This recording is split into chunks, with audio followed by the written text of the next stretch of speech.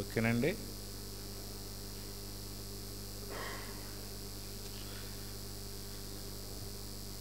మన సంఘస్థులకి అందరికీ కూడా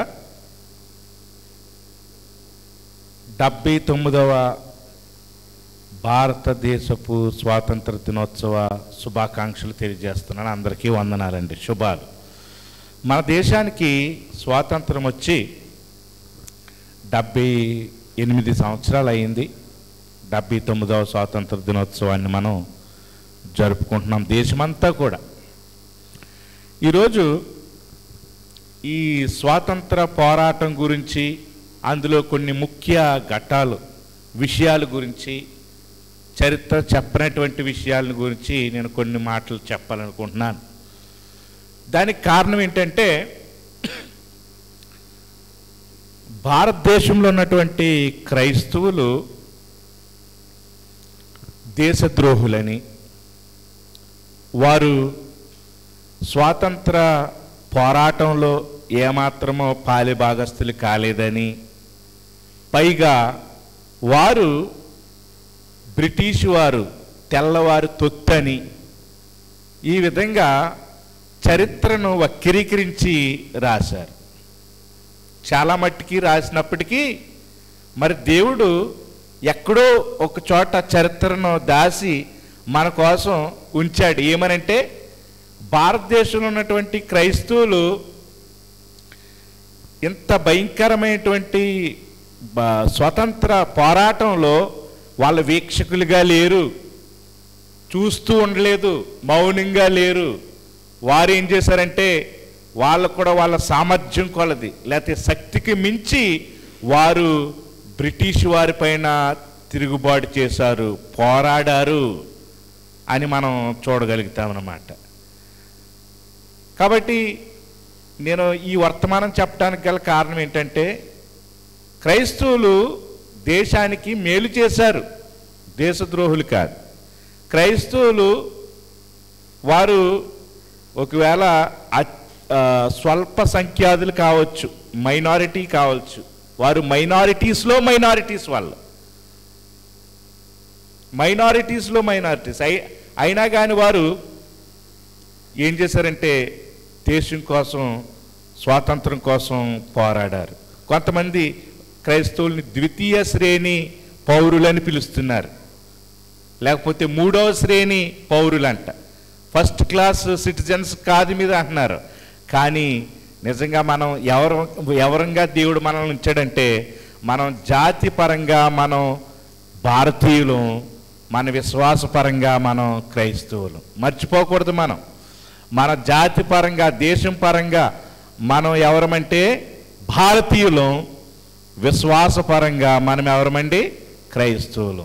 రాజ్యాంగం ఆ యొక్క గొప్ప ఆధిక్యతను మనకి ఇచ్చింది.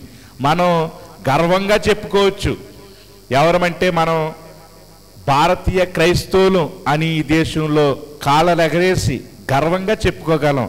దానికి కారణం ఏంటంటే, భారతదేశంలో ఉన్నటువంటి ఆనాటి క్రైస్తవులు భారతదేశానికి మేలు చేయటం కోసం స్వతంత్ర సమరయోధులతో పాటు వారు కూడా పోరాడారు. అసలు ఈ పోరాటం చేయాలనేటువంటిది ఎక్కడి నుంచి వచ్చింది వీరికి ఇది అని ఆలోచన చేస్తే, వారికి నల్లట్ట పుస్తకమే తెలియజేసింది. ఈ నల్లట్ట పుస్తకమే, 26 పుస్తకాల గ్రంథమే, బైబిలే ఏం చేసిందంటే, వారు బానిసత్వంలో ఉన్నారు, వారు అంధకారంలో ఉన్నారు, వారు అసత్యంలో ఉన్నారు అని తెలియజేసింది ఏ పుస్తకం అంటే ఈ నల్లట్ట పుస్తకమే. తోమా 52వ సంవత్సరంలో ఈ నల్లట్ట పుస్తకం పట్టుకుని వచ్చాడు, సువార్తను ప్రకటించాడు. అప్పటి నుంచి కూడా క్రైస్తవ్యం వస్తూ ఉంది. అలాగనే బ్రిటిష్ వారి యొక్క కాలంలో బ్రిటిష్ వారు దేశాన్ని దోచుకుంటానికి వారు వస్తే, వారు కళ్ళగప్పి ఇంగ్లాండ్ నుంచి ఇంకా ఇతర దేశాల నుంచి ఈ యొక్క పుస్తకాన్ని, ఈ పుస్తకంలో ఉన్నటువంటి దేవుడైనటువంటి యేసుక్రీస్తుని తెలుసుకున్నటువంటి వారు త్యాగపూర్వకంగా ఈ దేశానికి మేలు చేద్దామని వచ్చారు, ఈ దేశానికి మేలు చేద్దామని వచ్చారు. ఎంతోమంది సువార్థికులు వచ్చారు, మిషనరీలు వచ్చారు. వారిలో కొంతమంది మనం చెప్పుకుంటాం. వారిలో ప్రధానుడు ఎవరంటే విలియం కేరీ గారిని గురించి మనం చెప్పుకుంటూ ఉంటాం అన్నమాట. అయితే వారికంటే ముందు అనేక మంది వచ్చారు. వారు పాపం వాళ్ళ పేర్లన్నీ కూడా అందరికీ ఎక్కువ తెలియకపోవచ్చు, కానీ వాళ్ళు చేసినటువంటి ప్రయాస వృధా కాదు. వాళ్ళు చేసినటువంటి పోరాటం, త్యాగం దేవుడి పరిగణలోనికి తీసుకుంటాడు. ఒకరోజు దేవుడు వారికి ప్రతిఫలాన్ని ఇస్తాడు. ఈ యొక్క పుస్తకాన్ని పట్టుకుని వచ్చినటువంటి వారు ఏం బోధించారు మనకి, వాళ్ళని ఏం ప్రభావితం చేసి ఈ యొక్క దేశానికి, భారతదేశానికి వచ్చారంటే, యోహాను సువార్త 8వ అధ్యాయము 32వ వచనం చదవక ముందు మనం 31, 32 చదువుదాం. యోహాను సువార్త 8వ అధ్యాయం 31, 32 వచనాలు చదువుదాం.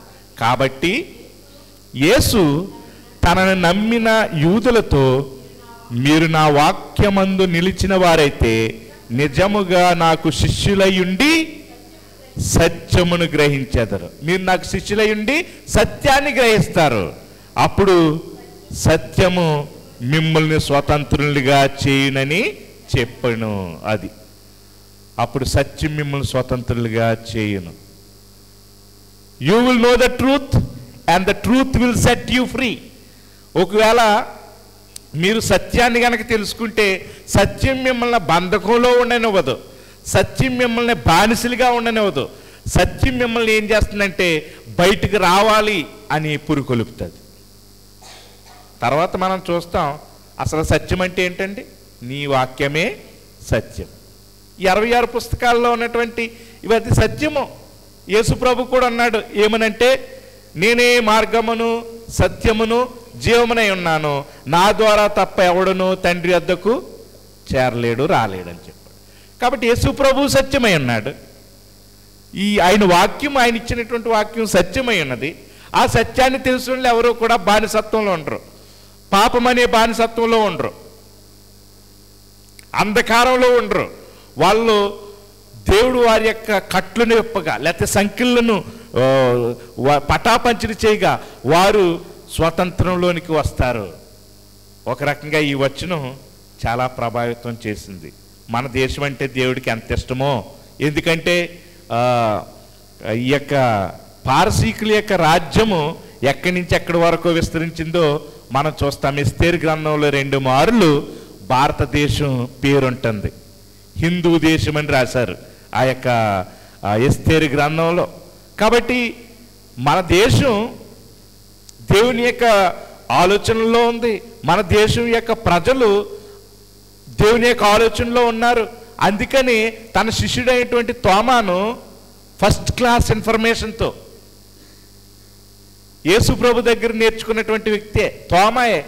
52వ సంవత్సరం క్రీస్తు శకం 52వ సంవత్సరంలోనే భారతదేశంలోనికి వచ్చాడు. ఆ కేరళలోకి వచ్చాడు.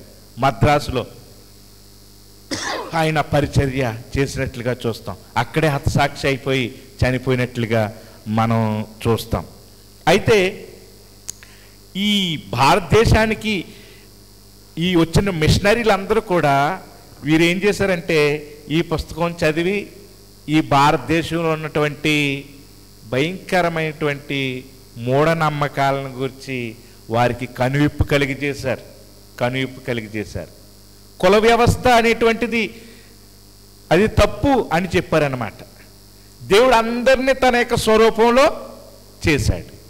అంతేగాని ఒకరు తలలో నుంచి నోట్లోంచి వచ్చిన వారు, ఒకరు భుజముల నుంచి వచ్చిన వారు, ఇంకొకరు ఉదరం నుంచి వచ్చారు, లేకపోతే తైస్ తొడల నుంచి వచ్చారు, మరొకరు పాదాల నుంచి వచ్చారు, మరొకరేమో చెప్పులై ఉన్నారని ఆ విధంగా ఏం చేశారంటే విభజన చేసి పాలిస్తే అది సరైనటువంటిది కాదు.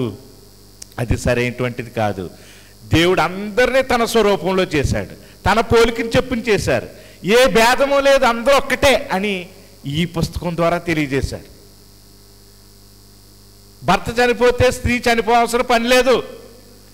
ఆ స్త్రీ కూడా వెళ్ళి ఆ చితి మంటల మీద కాలిపోవాల్సిన పని లేదు అని చెప్పారు. శిశువుల్ని బలిస్తే గంగలోనికి, ఆ పుణ్య నదిలోనికి గనక ఇసిరేస్తే అప్పుడు మీ శాపాలు తీరిపోతాయి, పంటలు బాగా పండుతాయి అని చెప్పినప్పుడు అది సరైంది కాదు అని అనేక మందికి ప్రాణాలు నిలబెట్టారు. ఈ పుస్తకం, ఈ నల్లట్ట పుస్తకం వారికి నేర్పించింది. తర్వాత చిన్న కులస్తులు లేకపోతే శూద్రులు వీళ్ళు చదువుకోవటానికి వీల్లేదు అన్నప్పుడు, లేదు అందరికీ చదువు అవసరమో అని చదువు చెప్పించారు. మహిళలు అసలు బయటకు రాకూడదు, వారి వంటగదే వారి యొక్క నివాసము అన్నప్పుడు, కాదు కాదు కాదు కాదు స్త్రీలు కూడా పురుషులతో సమానం, వాళ్ళు కూడా చదువుకుంటే దేశం ఎంతో ఉన్నతమైన స్థితిలోకి వస్తుంది అన్నప్పుడు వారికి కూడా చదువు నేర్పించారు. విదేశీ స్వదేశాన్ని దాటి సముద్రం దాటి వెళ్ళటం అనేటువంటిది అది ఘోరమైన పాపము. కాబట్టి అలా వెళ్తే శాపగ్రస్తుడు, మన పుణ్యదేశంలోనే ఉండాలి అని చాలామంది చెప్తున్నప్పుడు, లేదు మనం ఎక్కడికైనా వెళ్ళొచ్చు, ఆ స్వేచ్ఛను దేవుడిచ్చాడని చెప్పినప్పుడు వాళ్ళు అప్పుడు ఆ మాటలు విన్నటువంటి వారు ఇతర దేశాలు వెళ్ళి లండన్, కేంబ్రిడ్జ్, తర్వాత అమెరికా దేశాలు, లేకపోతే ఇటువంటి దేశాలకి వారు వెళ్ళి చదువుకుంటున్నారు. ఈరోజు అనేక మంది చదువుకోగలుగుతున్నారు. మరి క్రైస్తవులు మిషనరీలు ఈ దేశానికి మేలు చేశారా, కీడు చేశారా చెప్పండి. నేను ఒక ఆయన గురించి నేను చెప్తాను. ఆయన పేరు ఏంటంటే థామస్ టైటస్. ఎంతమంది ఈయన పేరు విన్నారు? పర్లేదు. మనమైతే 500 నోటు రూపాయి, మనం 500 నోటు పట్టుకున్నప్పుడు ఈయన్ని మనం చూస్తాం, కానీ కనపడ్డా అనుకోండి. పాత 500 నోట్లో ఈయన గాంధీజీ వెనక నడుస్తున్నటువంటి వ్యక్తులు ఉంటారు కదా, ఆ 7వ వ్యక్తి ఎవరంటే ఈయన థామస్ టైటస్ అన్నమాట. థామస్ టైటస్ జీ అంటారు ఈయన్ని. ఎవరైనంటే స్వాతంత్ర సమరయోధుడు ఈయన, క్రైస్తవుడు. గాంధీజీ గారు గుర్తించారు ఈయన్ని. 1930వ సంవత్సరంలో ఉప్పు సత్యాగ్రహం, ఆ దండయాత్రలో పాల్గొన్న క్రైస్తవుడు ఈ థామస్ టైటస్ జీ అనేటువంటి ఆయన. గ్యారాహ్ మూర్తి విగ్రహమును ఏర్పాటు చేశారనమాట ఈ దండయాత్ర గుర్తుగా. ఎక్కడంటే ఢిల్లీలో ఈ దండయాత్ర గుర్తుగా. ఇప్పుడు కూడా మనం వెళ్తే గాంధీజీ వెనకాల చాలామంది నడుస్తున్నటువంటి విగ్రహాలు ఉంటాయి. కొన్ని ప్లేసెస్లో ఉంటాయి. పాలకొల్లు కూడా ఉందేమో కదా, ఏమో ఉండే ఉంటుంది. గ్యారహ్ మూర్తి అనేటువంటి విగ్రహమును ఏర్పాటు చేశారు. అక్కడ ఈయన కనపడతాడు మనకి. ఈయన ఎంత గొప్ప కార్యం చేశాడో నేను మీకు చెప్తాను. టైటస్ అనేటువంటి ఈయన 1930లో ఉప్పు సత్యాగ్రహ యాత్రలో గాంధీజీతో పాటు కలిసి నడిచిన ఏకైక క్రైస్తవుడు అని చూసాం. తర్వాత ఈయన భార్య చేసిన త్యాగం కూడా చూద్దాం. చూడండి, ఈయన భార్య అంట తనకి పెళ్ళికి బంగారు ఆభరణాలు ఇస్తే ఈమె బంగారు ఆభరణాలన్నిటిని కూడా ఏం చేసిందంటే అమ్మేసి ఆశ్రమానికి విరాళంగా ఇచ్చిందంట. త్యాగం చేసి ఇచ్చింది. ఎందుకంటే ఈ సత్యాగ్రహం ఆగకూడదు, నడవాలి ముందుకని చెప్పి. చూసారండి, ఇలా ఎంతమంది క్రైస్తవులు స్వాతంత్రంలో పాల్గొన్నారో నా దగ్గర పెద్ద లిస్టే ఉంది. చాలామంది లిస్ట్ ఉంది. ఇంకా చరిత్రలో నమోదు కానటువంటి వారు అనేక మంది ఉన్నారు, కనుమరుగైపోయినటువంటి వాళ్ళు. అందులో నేను మొట్టమొదటికి ఇలా చెప్తాను ఏంటంటే, మనం విశ్వాసాన్ని కార్యరూపంలో చూపించాలండి. విశ్వాసాన్ని మనం ఏం చేయాలి? మనం కార్యరూపంలో చూపించాలి.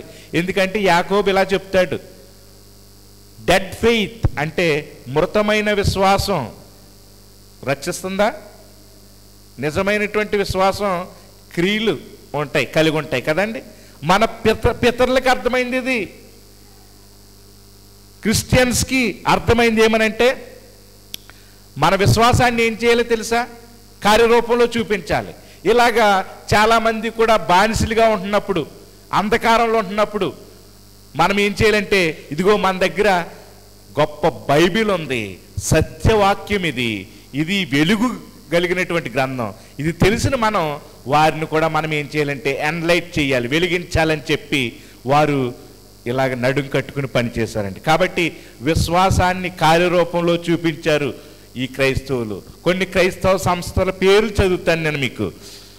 1900 సంవత్సరంలో 1900 సంవత్సరంలో 1900స్లో ప్రారంభం నుంచే అనేక క్రైస్తవ పాఠశాలలు, కళాశాలలు విద్యార్థులను జాతీయ ఉద్యమంలో పాల్గొనడానికి ప్రోత్సహించేయండి. 1900లోనే మనకు స్వాతంత్రం ఎప్పుడు వచ్చింది? 1947లో. మరి 1900లోనే ఏం చేసిందంటే చాలా క్రైస్తవ పాఠశాలలు, కళాశాలలు విద్యార్థుల్ని జాతీయ సమరయోద్యంలో, ఉద్యమంలో పాల్గొనడానికి ప్రోత్సహించేయండి. ఈరోజు చాలామంది స్టూడెంట్ గ్రూప్స్ ఉంటే కనుక వాళ్ళు జూన్ చేస్తే ఎలా ఉంటుంది చెప్పండి? ప్రభంజనమా కాదా? వారికి అలాగా గొప్ప ఇన్స్పిరేషన్ రావడానికి కారణం ఏంటంటే, మరి పాఠశాలలో ఉమెన్స్ స్కూల్స్, కాలేజెస్ కట్టింది ఎవరో చెప్పండి? క్రైస్తవ మిషనరీలా లేకపోతే ఇంకెవరైనా చెప్పండి? క్రైస్తవ మిషనరీలే.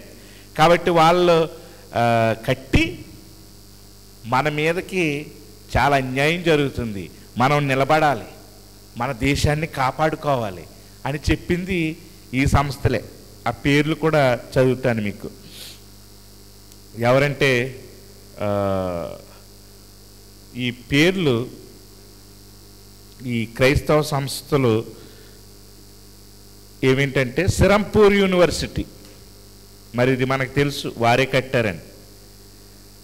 తర్వాత కాళీచరణ్ బెనర్జీ, జీసీ నాథ్ అని, పీటర్ పాల్ పిల్లై వంటి నాయకులు ఏం చేశారంటే 1888 నుంచి 1891 మధ్యలో కాంగ్రెస్ సమావేశాల్లో క్రైస్తవుల్ని ప్రతినిధులుగా ప్రాతినిధ్యం వహించారనమాట. క్రైస్తవులు ప్రతినిధులుగా వీళ్ళు ప్రాతినిధ్యం వహించారు. అంతేకాదు కేటీ పాల్ అనేటువంటి ఒక ఆయన ఉన్నాడు, వైఎంసీఏ నాయకుడు అనమాట ఈయన. కేటీ పాల్ అనేటువంటి ఆయన. ఈ వైఎంసీఏ నాయకుడు ఏం చేశాడంటే గాంధీ గారితో కలిసి దేశభక్తిని ప్రోత్సహించి క్రైస్తవ సంఘాలను స్వరాజ్య పోరాటంలో ఈయన చేర్చాడండి. స్వరాజ్య పోరాటంలో ఈయన చేర్చాడు. కాబట్టి ఇంకా కొంతమంది ఉన్నారు. జార్జ్ జోసెఫ్ అని ఉన్నాడు, ఈయన కేరళ అనమాట. ఈయన యంగ్ ఇండియా అనేటువంటి పత్రికా సంపాదకుడు ఈయన. ఈయన పత్రికలో కూడా ఇప్పుడు రాస్తుండేవాడు. క్రైస్తవుడు, క్రైస్తవ భావజాలం కలిగినటువంటి వ్యక్తి స్వాతంత్రం గురించి రాస్తూ ఉంటుంటే అనేక మంది ప్రభావితం చెందారు. వైకోం సత్యాగ్రహ నాయకుడు అనమాట ఈయన. గాంధీజీ, నెహ్రూ గారు దేశాలతో పాటు, అంటే మొరార్జీ దేశాలతో పాటు జైలు శిక్షణ కూడా అనుభవించాడు ఇతను. తర్వాత జోయాకిన్ ఆల్వా అనేటువంటి ఆయన, ఈయన నేషనలిస్టిక్ క్రిస్టియన్ పార్టీ అని పెట్టాడు. ఈయన స్థాపకుడు అనమాట ఆ పార్టీకి. బల్దోరి సత్యాగ్రహంలో, సైమన్ కమిషన్ వ్యతిరేక పోరాటంలో పాల్గొన్నాడు ఈయన. అలా పాల్గొన్నందుకు ఈయన కూడా జైలుకి వెళ్ళాడు. ఇక చాలామంది ఈ విధంగాను, నేను కూడా అండమాన్లో ఉన్నటువంటి సెల్యులార్ జైలుకి వెళ్ళాను. అండమాన్లో ఉన్నటువంటి సెల్యులార్ జైలు, అసలు ఆ జైలుని చూస్తేనే చాలా భయంగా ఉంటుంది అనమాట. ఎలా ఉండగలిగారు ఇక్కడని. అందులో పేర్లు కూడా చూశాను. అయితే ఏ గవర్నమెంట్ వస్తే ఆ గవర్నమెంట్ అంట, ఆ ప్రభుత్వం అంట, వాళ్ళకు అనుకూలంగా ఉన్నటువంటి వాళ్ళ పేర్లని ఏం చేస్తారు? వాళ్ళు పెట్టేస్తారు. వీళ్ళే పోరాడారు, ఇదిగో వీళ్ళే ఇక్కడ ఉన్నారని చెప్తారంట. మన ప్రాంతానికి చెందినటువంటి ఒక గైడు నాకు చెప్పాడు ఆ విషయం. మరొక ప్రభుత్వంలో ఉన్నప్పుడు ఆ పేర్లు మాత్రం చూసినప్పుడు చాలామంది క్రైస్తవుల పేర్లు ఉన్నాయి అని చూశారు. క్రైస్తవుల పేర్లే కాదండి, సిక్కు వాళ్ళు ఉన్నారు, హిందూస్ ఉన్నారు, ముస్లిమ్స్ ఉన్నారు. ఇలాగ చాలామంది అన్ని వర్గాల వాళ్ళు ఏం చేశారండి? పోరాటం చేశారు స్వాతంత్రం కోసం. కానీ ఈరోజు కేవలం ఒక వర్గమే పోరాటం చేసింది, మిగతా వాళ్ళందరూ దేశద్రోహులు అంటున్నప్పటికే బాధ కలుగుతుంది.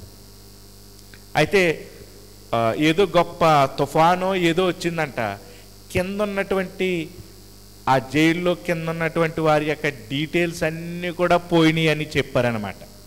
కానీ ఎన్ని ఉంటాయంటే అండి, ఇలా ఉంటాయన్నమాట. మీరు అండమాన్ జైలు అని కొట్టండి, సెల్యులార్ జైలు అని, అందులో 2 సముద్రంలో కలిసిపోయాయి, మిగతా అన్నీ ఉంటాయన్నమాట. ఇలాగా మేము పైకి ఎక్కి చూసాము. ఆ జైలు చూస్తున్నప్పుడు నిజంగా ఎలా ఒకరికొకరు కనపడరు. ఒకవేళ 2 అన్నదమ్ములు కనుక ఆ జైలుకి వచ్చి ఉండొచ్చు, కానీ 2 అన్నదమ్ములు వాళ్ళు చచ్చిపోయే వరకు ఒకరినొకరిని చూసుకోకుండా చేసి ఆ విధమైన జైలు అనమాట. అది ఎంత భయంకరంగా ఉంటుందండి. ఆ జైలుకి వెళ్ళినోడు ఎవడో ఇంక వెనక్కి రాడు, ఇక అక్కడే ఏమైపోతాడండి, చచ్చిపోతాడండి. చనిపోయినోడిని అలాగా ఈడ్చేయటం అందులోకి, ఎందులోకి, సముద్రంలోకి, అంతే. అక్కడ ఉరి కంబలు కూడా చూసాం, ఉరి వేసేది ఆ కిందకి అలాగుంటుంది. అక్కడి నుంచి ఆ శవాన్ని ఏం బయటకు తీసే అవసరం లేదు, అలా సముద్రంలోకి వెళ్ళిపోయే దారి కూడా ఉందంట. ఇవన్నీ చూసినప్పుడు ఎంత పోరాడారండి మన యొక్క దేశం యొక్క ఫ్రీడమ్ కోసం. మన దేశం ఇటువంటి నేపథ్యం మీద కట్టబడి 78 సంవత్సరాలు 79 సంవత్సరాలకి అమెరికా కూడా ఉండనంత స్థాయికి వెళ్ళిపోవాలి. అసలు విద్యలోను, ఆర్థికంగాను, ఇంకా చెప్పాలంటే ఆధ్యాత్మికంగాను, సామాజికంగాను, అన్ని విషయాల్లో కూడా నెంబర్ 1 దేశంగా మన దేశం వెళ్ళాలి. మన దేశం ఒక రకంగా జనాభాలో అత్యధికంగా అయిపోయింది, కానీ కరప్షన్లో చాలా ఏంటంటే అవినీతి విషయంలో మాత్రం అయిపోయింది, చాలా ఎక్కువ ఉంది. కాబట్టి అందుకనే మన దేశానికి అభివృద్ధి ఉంటుందా చెప్పండి? ఎక్కువ లేదు. మరి 79 సంవత్సరాలు అయిపోయింది స్వాతంత్రం వచ్చి.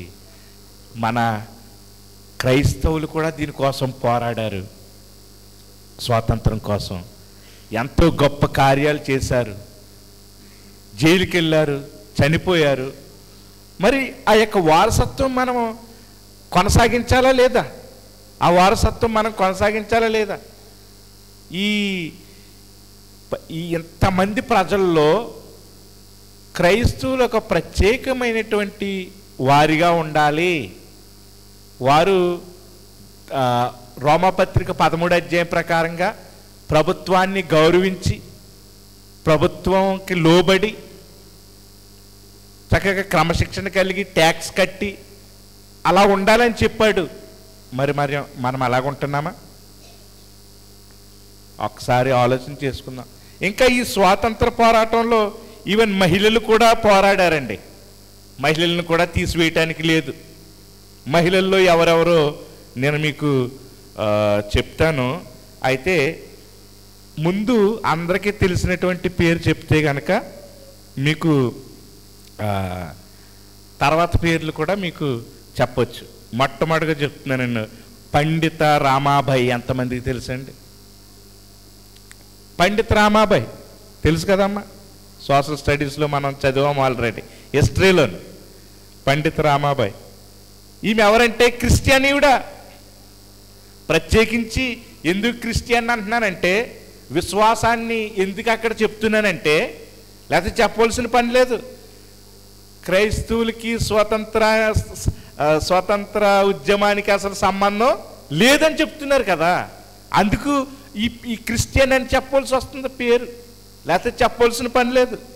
1880లో పండిత రామాబాయి కాంగ్రెస్ ప్రతినిధిగా పాల్గొని మహిళా విద్య మరియు సామాజిక సంస్కరణల కోసం ఎంతో శ్రమించారండి ఆమె. పండిత రామాబాయి మహిళా విద్య, ఈరోజు ఇక్కడ మహిళలందరూ చదువుకుంటున్నారంటే, నేను స్కూల్ విడిచిపెట్టినప్పటి నుంచి కరెక్ట్గా మా ప్రయాణం అప్పుడనమాట, వైజాగ్ నుంచి. నిన్న 3 గంటలకి స్టార్ట్ అయ్యాం మా ప్రయాణం. వస్తూ ఉన్నాం వరుసలాగా విశాఖపట్నం, అనకాపల్లి, తర్వాత యానం, ఇదంతా వస్తుంటే స్కూల్ విడిచిపెట్టే టైం కాదు, చాలా ఫాస్ట్గా వస్తున్నాం. ఎంతమంది చిన్నారులు, మహిళలు బ్యాగ్లు వేసుకుని చదువుకుంటున్నారు. ఎలాగ చదువుకోగలిగారు వాళ్ళంటే ఇదిగో వీళ్ళనమాట. వీళ్ళు ఇంకా ఇంకా ఎవరెవరు స్త్రీలు వాళ్ళ పేర్లు చదివేనండి. అక్కమ్మ చెరియన్ అనేటువంటి ఆవిడ, కేరళ, అర్థమైపోతుంది కదా. అక్కమ్మ చెరియన్, ట్రావెన్కోర్ అనమాట. ఈవిడ్ని ట్రావెన్కోర్ ఝాన్సీ రాణి అని పిలుస్తారు. ఝాన్సీ రాణి ఆఫ్ ట్రావెన్కోర్ అని పిలుస్తారనమాట. ఆమెగా ప్రసిద్ధి చెందింది ఈమె. 20,000 మందిని నేతృత్వం వహించి కాంగ్రెస్ సమావేశాల ఏం చేసిందంటే, ఈమె గురించి చెప్తాను. ఈమె ఏం చేసిందంటే, చెరియన్ అనేటువంటి ఆమె కాంగ్రెస్ సమావేశాల్లోకి వెళ్ళటానికి, చురుగ్గా పాల్గొనటానికి సహకరించిందనమాట. ఒకప్పుడు కాంగ్రెస్ సమావేశంలోకి వెళ్ళి పాల్గొనటానికి, ఉద్యమం చేయటానికి అనుమతి ఇచ్చేవారు కాదు. ఆయన నిషేధించారు. ఆ నిషేధాన్ని ఎత్తివేసిందనమాట ఈమె పేరు అక్కమ్మ చెరియన్ అని ఆమె. 20,000 మంది నేతృత్వంతోనంట. చూడండి, ఆలోచన చేయండి. అంటే ఇలాంటి ఉద్యమకారులుగా స్త్రీలు ఉండగలుగుతారు, ఉండరా చెప్పండి? ఉండగలుగుతారు. మొన్న ఒక విషయంలో మిమ్మల్ని అందరినీ కూడా మనమందరం రోడ్డు మీద ప్రొటెస్ట్ చేద్దామని చెప్పినప్పుడు పురుషులతో పాటు స్త్రీలు అందరూ వచ్చారా లేదా? మీరు అందరూ వచ్చారు. ఎందుకంటే మీరు చేయగలిగింది ఉంటుంది, చాలా చేయగలుగుతారు. ఇంకొక ఆవిడ ఎవరంటే వైలెట్ ఆల్వా అనేటువంటి ఆమె అనమాట. వైలెట్ ఆల్వా, ఈమె తొలి క్రైస్తవ మహిళా న్యాయవాది. ఈమె తొలి మహిళా క్రైస్తవ న్యాయవాది. స్వాతంత్ర ఉద్యమంలో చాలా చురుకైన పాత్ర పోషించారు ఈమె. కాబట్టి ఇంకా చాలామంది పేర్లు ఉన్నాయి. నేను సమయం అయిపోయింది కాబట్టి వీళ్ళందరి పేర్లు కూడా నేను చదవట్లేదు. చాలామంది ఉన్నారు. నేను లిస్టు రాసుకుని వచ్చాను, కానీ మెసేజ్ మాత్రం చెప్పేస్తాను. ఏంటంటే,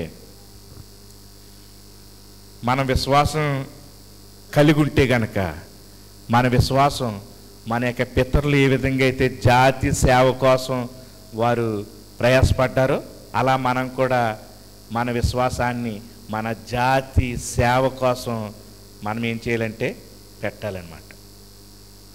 యాకోబు 2:17 అదే చూస్తాం. క్రియలు లేని విశ్వాసం మృతం. కాబట్టి మన విశ్వాసానికి క్రియలు ఉండాలి, పనిచేయాలి.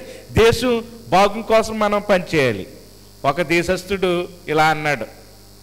ఏమన్నాడంటే, నీ దేశం ఇంత ఇలా బాగుంటుంది అని నువ్వు ఎందుకు అనుకుంటున్నావు అంటే, నిజంగా నా దేశం బాగుంటుందని చెప్పాడు.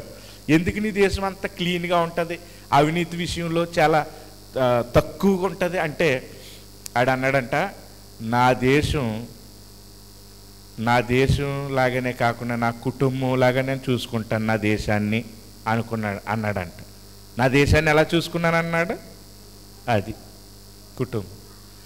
స్వాతంత్ర దినోత్సవం రోజునే స్టేటస్లు పెట్టేసి కేవలం నినాదాలు చేసేసి ఆ రోజునే మనం పేట్రియాటిజం చూపిస్తే కుదరదు. అంటే ఆ రోజునే మనం చాలా దాన్ని ఏమంటారు, జాతి పేట్రియాటిజంని తెలుగులో ఏమంటారండి?